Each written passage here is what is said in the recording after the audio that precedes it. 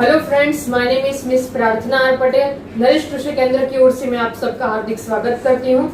मित्रों, नरेश कृषि केंद्र की ओर से आप सबको वीडियो के माध्यम से पिछले काफी समय से कृषि के संबंधित प्रोडक्ट की जानकारी हम आपको देते आ रहे हैं और उन्हीं में से आज हम बात करेंगे जीवरस की। और आज हमें यह बताने में बहुत बड़ी खुशी हो रही है कि हम उनसे बात करेंगे जो जीवरस के जन्मदाता हैं, जिन्होंने जीवरस को बनाया है, जिसे हम डॉक्टर सर से जानते हैं। ऐसे माइक्रोबायोलॉजिस्ट तुषार पटेल सर से आज हम बात करेंगे। नमस्ते सर। नमस्ते। आज मैं नरेश कृषि केंद्र की ओर से आपका आभार प्रकट करती हूँ कि आज हमें आपसे बात करने का मौका मिला। सर, आज हम जीवरस के बारे में जानना चाहेंगे और नरेश कृषि केंद्र के साथ जो फार्मर जुड़े हुए हैं और उनमें से जिन्होंने जीवरस का प्रयोग किया है, उनके कुछ क्वेश्चंस थे। मैंने उनके क्वेश्चंस को सॉर्ट आउट किया है और मैं आशा रखती हूँ कि आपके आंसर से उन फार्मर्स के डाउट सॉल्व होंगे। तो मेरा पहला प्रश्न ये है कि जीवरस क्या है और जीवरस यह नाम रखने का आपको ख्याल कहाँ से आया? देखिए मैडम, जीवरस एक ऑर्गेनिक माइक्रोबियल एक्सट्रैक्ट है जिसमें बैक्टीरिया और फंगस का कॉम्बिनेशन है।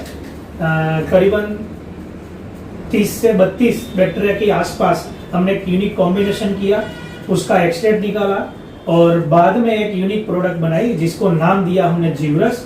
जीवरस नाम ऐसे रखा हुआ है क्योंकि इसमें जीव यानी कि बैक्टीरिया जो बायोलॉजिकल एक्टिव है, वो एक्टिव बैक्टीरिया का हमने एक्सट्रैक्ट निकाला, इसलिए हमने उसका नाम जीवरस रखा हुआ है। और इसमें माइक्रोबियल कंसोर्टिया है बैक्टीरिया और फंगस का।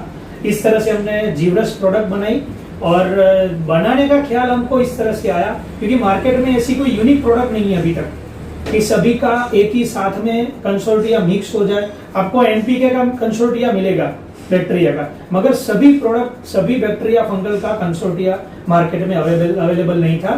तो हमने ये यूनिक प्रोडक्ट बनाने का हमको ख्याल आया। बढ़िया।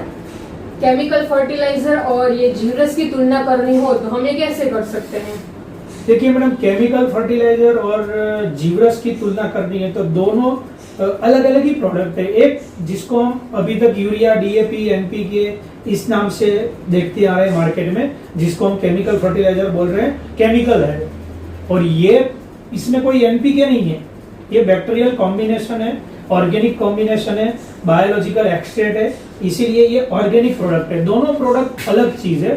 केमिकल जो एनपीके है मार्केट में अवेलेबल है, हम यूज कर रहे हैं, ये सभी प्रोडक्ट एक केमिकल फॉर्मुलेशन से बनी हुई है और जो आगे जाके जमीन को हार्ड बना रही है, जमीन को बिगाड़ रही है, उसका पीएच बैलेंस बिगाड़ रही है, फिजिकल माइक्रोबियल एक्टिविटी बिगाड़ रही है, इलेक्ट्रॉनिक कंडक्टिविटी है उसका कुछ प्लस माइनस हो रहा है उससे। इसीलिए जितने भी न्यूट्रिएंट्स सॉइल में अवेलेबल है या तो हम दे रहे हैं, वो केमिकल फर्टिलाइजर अगर ज्यादा हो रहा है तो एक्सेस हो रहा है तो प्लांट उसको ले नहीं सकता। और ये केमिकल बॉन्ड को अगर तोड़ना है तो हमको कोई बायोलॉजिकल प्रोडक्ट उसमें यूज करनी है। तो ये जो जीवरस है वो केमिकल फर्टिलाइजर से इस तरह से अलग हो रही है कि ये जाके कोई खाना नहीं देगा, मगर जितना केमिकल फर्टिलाइजर जमीन में पड़ा हुआ है, एनवायरमेंट में है, वो सबको डिसोल्व करेगा, सोल्यूबलाइज करेगा और रूट जोन के आसपास रखेगा और बाद में पानी के साथ उसको रूट ले लेगा, अपटेक करेगा रूट उसको। इसीलिए केमिकल और जीवरस ये ऑर्गेनिक माइक्रोबियल एक्सट्रैक्ट प्रोडक्ट दोनों अलग है। केमिकल की जगह पर है, ऑर्गेनिक प्रोडक्ट ऑर्गेनिक की जगह पर है। ये माइक्रोबियल प्रोडक्ट है, वो केमिकल 100% केमिकल प्रोडक्ट है। ये दोनों प्रोडक्ट अपनी जगह पर अलग अलग है। ठीक है। कॉटन और ग्राउंडनट में जो विल्ट का प्रॉब्लम आता है और पेस्ट का अटैक होता है तो उसमें जीवरस किस तरह से काम करेगा? ओके। कॉटन और ग्राउंडनट अभी मॉनसून का सीजन है, दोनों क्रॉप अभी सब जगह पर है, इसीलिए आपने दोनों क्रॉप भी लिया, अच्छी बात है। देखिए, कॉटन और ग्राउंडनट सभी जगह पर हो रहा है और उसमें सबसे ज्यादा जो प्रॉब्लम आ रहा है वो विल्ट का है। कॉटन में जब प्लांट छोटा होता है तब भी विल्ट आ रही है, बड़ा हो रहा है तब भी विल्ट आ रही है। कभी कभी उसके जो लीव्स है वो रेड हो जा रहे हैं, धीरे धीरे ब्राउन होके मरते जा रहे हैं। प्लांट भी मरेगा और लीव्स भी, पूरा नाश हो जाएगा प्लांट का, जिसको हम विल्ट भी बोल सकते हैं। और जरूरी नहीं है कि कोई फंगल एक्टिविटी की वजह से ही विल्ट का प्रॉब्लम आ रहा है, दूसरे भी सिम्टम्स ज्यादा है कॉटन में विल्ट आने का।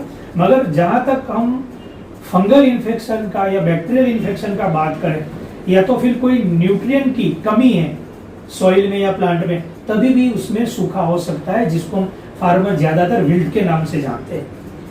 तो विल्ट कॉटन और ग्राउंडनट मूंगफली में दोनों में आ रहा है। और आज आप आए हैं तो मैं आपसे अभी लाइव एक प्रैक्टिकल की बात करूंगा।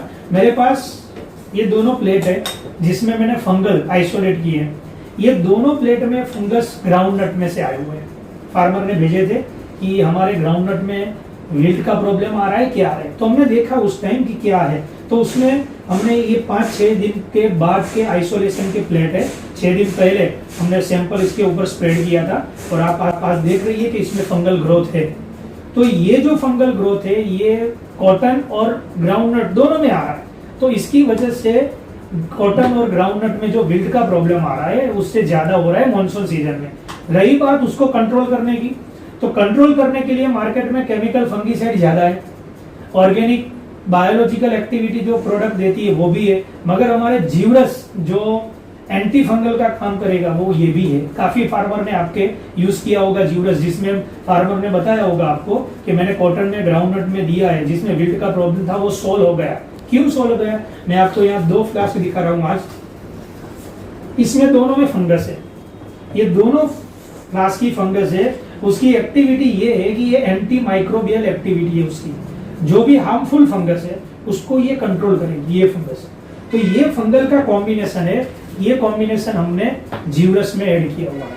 यानी जीवरस देंगे आप तो ग्राउंडनट या कॉटन या कोई भी क्रॉप हो, दूसरा वेजिटेबल्स हो, सीरियल क्रॉप्स हो, जिसमें भी विल्ट का प्रॉब्लम आ रहा है, तो शुरुआत के स्टेज में अगर जीवरस का और ये जो जिस विल्ट की वजह से विल्ट का प्रॉब्लम आ रहा है उसके साथ अगर ये दोनों का मिलाप हो गया, जीवरस का और विल्ट का, तो 100% जीवरस जो हार्मफुल फंगस है उसको कंट्रोल करके प्लांट को मरने से बचाएगी। इस तरह से कॉटन और ग्राउंडनट या तो कोई भी क्रॉप हो उसमें जीवरस विल्ट के सामने इस तरह से काम करता है।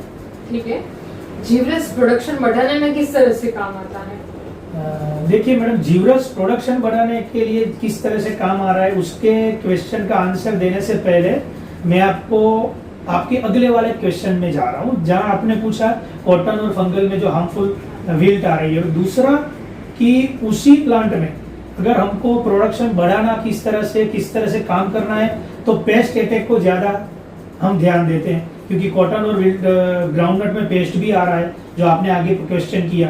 तो अगर पेस्ट कंट्रोल होगा तो आपका प्लांट का प्रोडक्शन ऐसे ही बढ़ जाएगा। अगर पेस्ट को कंट्रोल करना है तो पेस्टिसाइड डाल रहे हैं, मगर अगर जीवरस डाल रहे हैं और पेस्ट कंट्रोल, विल्ट कंट्रोल और प्रोडक्शन, अगर तीनों को हम साथ रह रहे हैं, कॉम्बिनेशन कर रहे हैं, तो किस तरह से होगा? विल्ट तो कंट्रोल हो गया, जो मैंने आपको एग्जांपल दिए, ऐसे तो काफी फंगस है, तो 2 ही मैंने बताई आपको। उसी तरह से जब आप प्लांट में सॉइल के अंदर जीवरस दे रहे हैं तो जीवरस प्लांट की इम्यूनिटी पावर बढ़ा देता है। इम्यूनिटी पावर अगर बढ़ा देगा, न्यूट्रिएंट अपटेक वैल्यू बढ़ा देगा, और इम्यूनिटी पावर बढ़ने से क्या होगा? प्लांट के अंदर पेस्ट कंट्रोल कम हो जाएगा, जैसे हमारे बॉडी में हो रहा है, ह्यूमन बीइंग में। और हमारी इम्यूनिटी ज्यादा है। अभी आप देख रहे होंगे टीवी में कि सभी जगह पर बोल रहे हैं कि कोविड-19 का अगर इन्फेक्शन से बचना है तो आप इम्यूनिटी पावर बढ़ाइए आपका। क्यों? अगर हमारी बॉडी में इम्यूनिटी पावर बढ़ेगा तो कोविड-19 का हमको इन्फेक्शन नहीं आएगा, वायरस का। इसी तरह से अगर प्लांट में इम्यूनिटी पावर बढ़ रहा है तो कोई बाहर से जो वायरस आ रहा है या तो बाहर से कोई पेस्ट आ रही है, उसका अटैक कम होगा।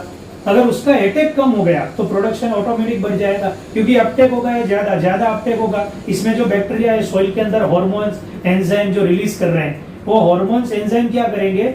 फूल फ्लावरिंग बढ़ाएंगे, फ्रूट का शेडिंग बढ़ाएंगे, फूल और फल जो गिर रहे हैं उसको बचाएंगे, प्लांट के ऊपर ही रहेंगे वो। अगर वो गिरते हुए बच गए, उसकी ज्यादा संख्या हो गई, तो डेफिनेटली इनडायरेक्टली आपको प्रोडक्शन ज्यादा मिल जाएगा। अगर कॉटन है, उसके ऊपर जितना भी फ्लावरिंग आ रहा है वो पेस्ट या तो कोई इन्फेक्शन की वजह से, न्यूट्रिशन की कमी की वजह से, हार्मोन्स का इनबैलेंस हो गया और उसकी वजह से अगर गिर जाते हैं, तो ये सब उसमें मेंटेन करेगा जीवरस मेंटेन करेगा, तो ऑटोमेटिक फ्लावरिंग, फ्रूटिंग, ये सेटिंग ज्यादा बढ़ जाएगी। वो ज्यादा हो गई तो आपका प्रोडक्शन ऑटोमेटिक ज्यादा आएगा। इस तरह से जीवरस प्रोडक्शन बढ़ाने में मदद करता है। Thank you. और आज का मेरा लास्ट क्वेश्चन ये है कि जीवरस का प्रोडक्शन बढ़ाना हो तो इसे किस तरह से उपयोग में लेना चाहिए? ये बहुत बढ़िया क्वेश्चन पूछा मैडम, मेरी जानकारी के हिसाब से आपने। अगर जीवरस का प्रोडक्शन, जीवरस की का यूज करके हमको प्रोडक्शन बनाना है और बढ़ाना है और उसका यूज अच्छी तरह से करना है, किस तरह से, तो उसका आंसर मैं आपको इस तरह से दूंगा मैडम कि जीवरस एक माइक्रोबियल कंसोर्टिया है, यानी माइक्रोबियल कंसोर्टिया हुआ तो उसको कार्बन की जमीन में मात्रा कंपलसरी चाहिए। अगर कार्बन जितना ज्यादा है उतना काम ये ज्यादा करेगा, और हमें तो पता नहीं कितना कार्बन है सॉइल में, तो उसको यूज करने की अलग अलग तरीके हैं। कौन सा तरीका? एक, पहला, आप जीवरस को डायरेक्ट दे दीजिए ड्रिप इरिगेशन में, ड्रिंचिंग में, या सॉइल या तो गोबर में मिक्स करके, ऑर्गेनिक मैन्यूअर उसके साथ मिक्स करके, जब आप सॉइल प्रिपरेशन कर रहे हैं तब डायरेक्ट आप दे सकते हैं। सॉइल प्रिपरेशन हो गया, बाद में आपको जीवरस मिला किसी फार्मर को, तो क्या करना है, अगर जो क्रॉप खड़ा है उसके आपका ड्रिप इरिगेशन है या फ्लड इरिगेशन है, या तो ड्रिंचिंग कर सकते हैं रूट जोन के आसपास,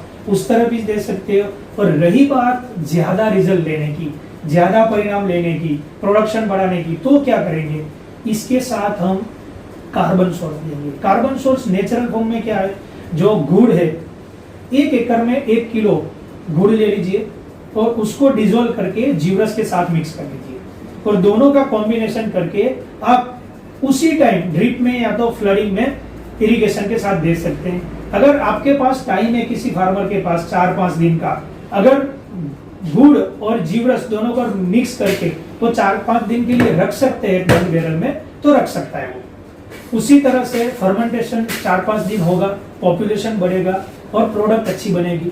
इस तरह से भी दे सकते हैं। मान लो कि फार्मर के पास टाइम नहीं है और आज को आज जीवरस देना है, तो दे दीजिए, कोई प्रॉब्लम नहीं है। जीवरस आज दे दिया फील्ड में, मगर कार्बन पीछे से भी हम दे सकते हैं। सेम मेथड है, आज मान लो 1 एकड़ में आपने 1 लीटर जीवरस को दे दिया फॉर एग्जांपल, और बाद में आपको कार्बन देना है, आपके पास टाइम नहीं था उस टाइम कार्बन और गुड़ और जीवरस को मिलाने का, तब क्या करना है, आज आप मान लो 5 तारीख है, 5 तारीख को आपने जीवरस दे दिया, अभी क्या करो, 1 एकड़ के लिए 1 किलो गुड़ 10 लीटर पानी में डिजोल्व करके एक एयर टाइट बैरल में रख दो और पूरा पानी से भर दो वो एयर टाइट बैरल, 10 लीटर का, 20 लीटर का, जो भी बैरल मिले आपको, उसके अंदर भरना है। उसके अंदर पूरा बैरल भरना है, यानी अंदर कुछ ऑक्सीजन ना होना चाहिए, हवा नहीं रहनी चाहिए अंदर। हवा नहीं है मतलब क्या हुआ, वो एनारोबिक फर्मेंटेशन होगा और वो बैरल को आप 4 से 5 दिन रख दो। 4-5 दिन अगर आपने वो रख दिया तो अंदर एनारोबिक फर्मेंटेशन होगा, जो भी गुड़ है वो डिजोल्व हो जाएगा 5 दिन के अंदर अंदर, और एनारोबिक फर्मेंटेशन के बाद जो कार्बन सॉइल में जाएगा 5 दिन के बाद वो आपको देना है फ्लड इरिगेशन में, या तो फिर ड्रिप इरिगेशन में, या तो स्प्रिंकलर में, या तो फिर कुछ नहीं है, चलो आपके पास तो सॉइल या तो अपना ये जो सीडी कंपोस्ट है उसके साथ मिक्स कर दीजिए, गोबर के साथ मिक्स कर दीजिए, ऑर्गेनिक मैन्यूअर के साथ उसके साथ मिक्स करके ब्रॉडकास्ट कर दीजिए। तो जब ये 5 दिन के बाद का जो गुड़ जाएगा सॉइल में, फर्मेंटेशन होगा, जो भी गुड़ है वो डिजोल्व हो जाएगा 5 दिन के अंदर अंदर, और एनारोबिक फर्मेंटेशन के बाद जो कार्बन सॉइल में जाएगा 5 दिन के बाद वो आपको देना है फ्लड इरिगेशन में, या तो फिर ड्रिप इरिगेशन में, या तो स्प्रिंकलर में, या तो फिर कुछ नहीं है, चलो आपके पास तो सॉइल या तो अपना ये जो सीडी कंपोस्ट है उसके साथ मिक्स कर दीजिए, गोबर के साथ मिक्स कर दीजिए, ऑर्गेनिक मैन्यूअर के साथ उसके साथ मिक्स करके ब्रॉडकास्ट कर दीजिए।